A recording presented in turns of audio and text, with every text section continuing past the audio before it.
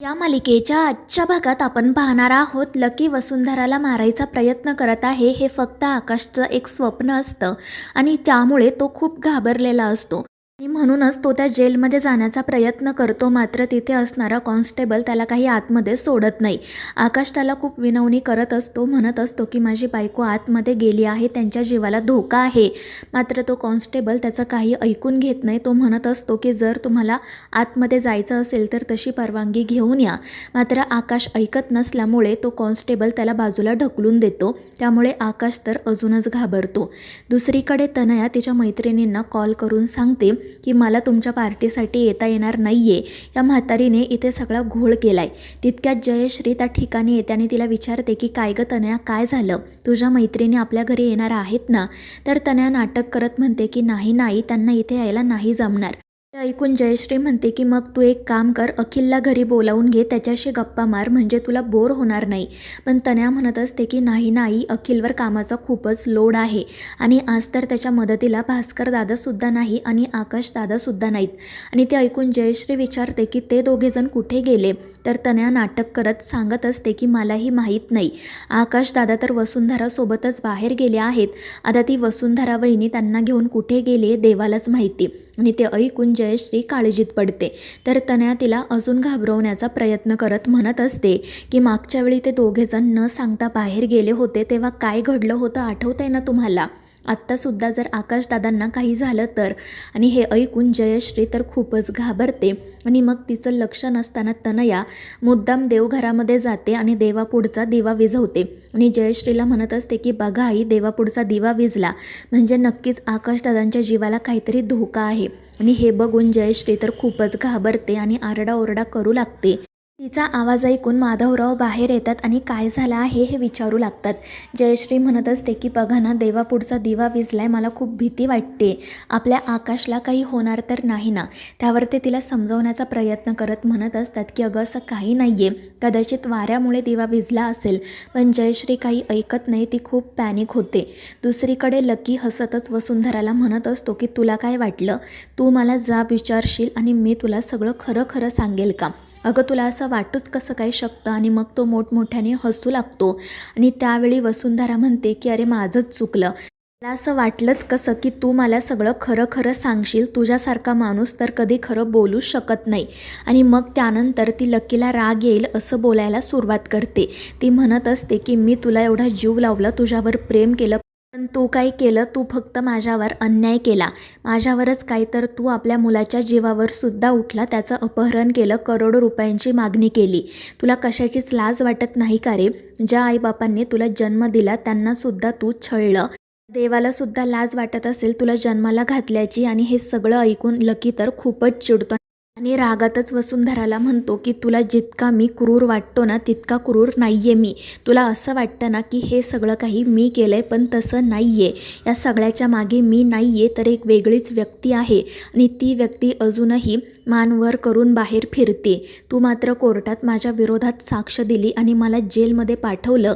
पण एक गोष्ट लक्षात ठेव, तुम्हा सगळ्यांच्या डोक्यावर ना काळाची तलवार अजूनही आहे, कारण या सगळ्यामागे जी व्यक्ती आहे ना ती अजून बाहेरच आहे. आणि लकीचं ते बोलणं ऐकून वसुंधराला धक्काच बसतो आणि मग लकी तिला सांगतो की तुला माहिती आहे का, या सगळ्यामागे असणारी ती व्यक्ती कोण आहे? तिचं नाव आहे विशाखा. आणि ते ऐकून वसुंधराच्या पायाखालची तर जणू जमीनच सरकते आणि मग लकी तिला पहिल्यापासून सगळं सांगायला सुरुवात करतो. त्याची आणि त्या विशाखाची भेट कशी झाली, तिने आकाशची आणि त्या लकीची भेट कशी घडवून आणली आणि मग त्यानंतर घडलेला एक प्रसंग तो वसुंधराला सांगत असतो. आणि हे सगळं काही ऐकून वसुंधरा तर खूपच घाबरते. लकी तिला म्हणत असतो की मला तर हे सुद्धा माहिती नव्हतं की तिनेच आपल्या बनीला किडनॅप करून करोडो रुपयांची मागणी केली आहे.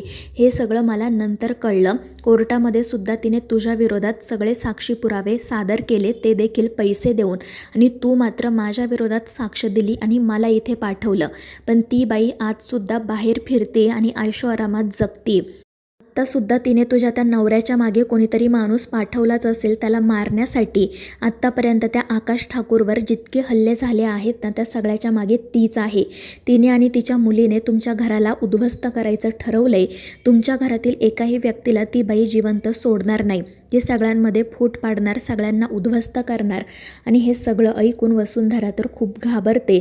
तर लकी हसतच म्हणत असतो की ती बाई लवकरच तुझ्या नवऱ्याला मारून टाकेल आणि मग शेवटी तू रस्त्यावर येशील आणि मग तुला माझ्याशिवाय दुसरा कोणताही पर्याय उरणार नाही. आणि मग तो मोठमोठ्याने हसू लागतो. पण त्याच वेळी इन्स्पेक्टर साहेब त्या ठिकाणी येतात. वसुंधराला भेटण्याची वेळ संपलेली असते, त्यामुळे ते लकीला तेथून घेऊन जातात.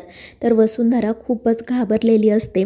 त्यानंतर ती तेथून बाहेर येते आणि बाहेर आकाशला बघून तिला तर अजूनच भीती वाटते. आकाश तिला विचारत असतो की वसुंधरा, तुम्ही ठीक आहात ना? तुम्हाला काही झालं तर नाही ना?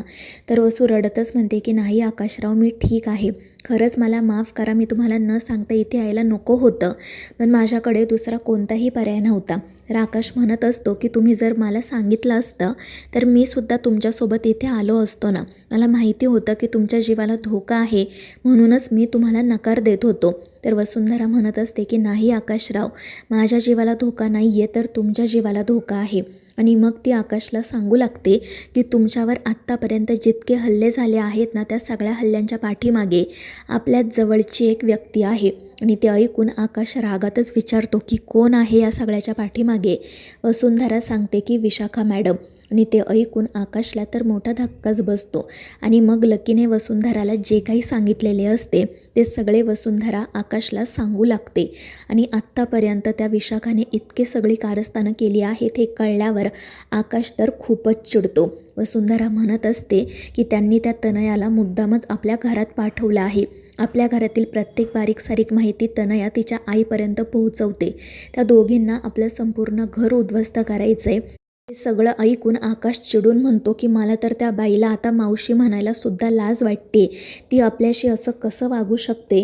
आणि मग त्यानंतर ते दोघेजण या सगळ्याबद्दल लवकरात लवकर घरी सांगायचं ठरवतात. दुसरीकडे माधवराव आकाशला आणि वसुंधराला कॉल करत असतात, पण त्या दोघांचाही कॉल काही लागत नाही. वसुंधराच्या आईबाबांचा सुद्धा फोन लागत नसतो, त्यामुळे त्यांची काळजी अजूनच वाढते. तर इकडे तनया जयश्रीच्या मनात विष कालवण्याचा प्रयत्न करत असते. त्यामुळे जयश्री म्हणत असते की मला माहिती आहे त्या वसुंधरा नावाच्या चेटकिनीनेच माझ्या आकाशला कुठेतरी नेलं असणार. आता माझ्या मुलाच्या जीवाचं काही बरं वाईट झालं ना तर बघाच तुम्ही. इतके दिवस मी तुम्हाला सांगत होते की तिला घरात ठेवू नका, तिला घरातून बाहेर काढा, पण तुम्ही माझं ऐकलं नाहीत. आता बघितलं ना हे काय होऊन बसलं. तर तनया लगेच म्हणू लागते की आपण ना लगेच पोलिसांना कळवू. पण माधवराव त्या दोघींनाही शांत राहायला सांगतात. ते म्हणत असतात की आधी आपण भास्कर आणि अखिलसोबत बोलू आणि पुढे काय करायचं ते ठरवू. आणि पोलिसांमध्ये जाऊन सुद्धा काही उपयोग नाही आहे. मात्र जयश्री काही ऐकायला तयारच नसते. ती खूप घाबरलेली असते. मात्र माधवराव तिच्यावरच ओरडतात आणि तिला शांत राहायला सांगतात. तर हे सगळं काही तनया हसतच बघत असते. तर मित्रांनो, या मालिकेच्या पुढील भागांच्या अपडेटसाठी आपल्या चॅनेलला सबस्क्राईब करा.